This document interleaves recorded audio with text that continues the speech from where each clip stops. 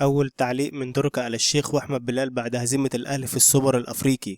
هنأ المستشار تركي آل الشيخ رئيس هيئة الترفيه بالمملكة العربية السعودية نادي الزمالك بعد الفوز بكأس السوبر الأفريقي على حساب النادي الأهلي. ونشر تركي آل الشيخ تغريدة عبر مواقع التواصل الاجتماعي فيسبوك مرفقا بتعليق: أنا السبب في إن الأهلي يسيب المباراة للزمالك، لولا تدخلي كان الزمالك انسحب من المباراة. تحدثت مع كولر المدير الفني للنادي الأهلي للحديث مع اللاعيبة ويبلغهم بسيبان المباراة، وأنا السبب في كرة يحيى عطية الله اللي عملها بالكعب، وأنا أيضا السبب في الهدف اللي دخل في محمد الشناوي.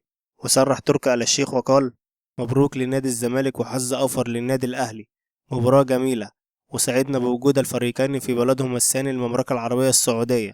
وفي سياق متصل قدم أحمد بلال نجم النادي الأهلي السابق التهنئة لنادي الزمالك عبر حسابه الشخصي بموقع التواصل الاجتماعي فيسبوك قائلا: مبروك للزمالك، استحقوا الفوز. تقدر الإشارة إلى أن بلال أدلى بتصريحات نارية قبل سفر الزمالك لخوض مواجهة السوبر الأفريقي أمام الأهلي، قائلا على الزمالك أنه لا يذهب إلى السعودية لأن النتيجة محسومة للأهلي.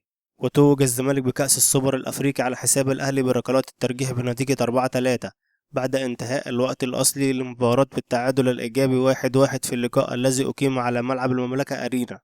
أعلنت إدارة موسم الرياض عن منح نادي الزمالك مبلغ وقدره 1,500,000 دولار كجائزة لتتويجه بلقب السوبر الأفريقي على حساب النادي الأهلي.